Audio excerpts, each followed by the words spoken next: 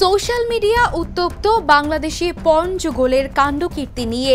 তবে এবার জানা গেল তাদের নীল ছবির দুনিয়ায় কোটি কোটি ভিউয়ার্সের খবর, এবং সেই কোটি কোটি ভিউয়ার্সের বেশিরভাগই নাকি আবার বাংলাদেশি। তোমাদের মধ্যে কেউ আছে আমার সাথে করতে চাও?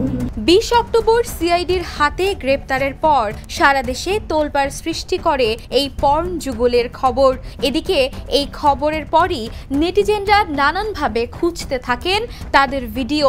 এদিকে একটি সাইটে এই যুগলের চ্যানেলের সন্ধান পায় দ্য নিউজ, যেটিতে প্রবেশ করতে হলে অবশ্য নিতে হবে টাকার বিনিময়ে সাবস্ক্রিপশনস। তবে অবাক করা ব্যাপার, তাদের সেই চ্যানেলে অনুসারীর সংখ্যা 65,500 জন এবং ভিডিও দেখেছেন প্রায় 13 কোটির বেশি মানুষ। এদিকে সেই পর্ন যুগলের একজনের নাম নাদিয়া, যিনি নাদিয়া ক্রিস্টিনা নামে পর্ন সাইটগুলোতে পরিচিত। ফেসবুক এবং টেলিগ্রামে তারা নিজেদের নীল ছবির আপডেট দিতেন এবং সেগুলোর লিঙ্কও ছড়িয়ে দিতেন।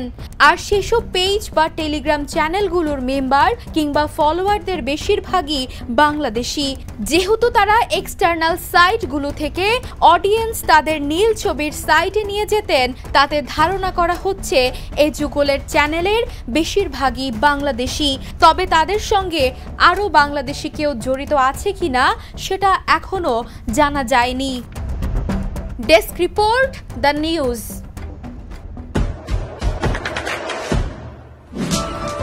দেশে দেশে সবার সাথে, দ্য নিউজ।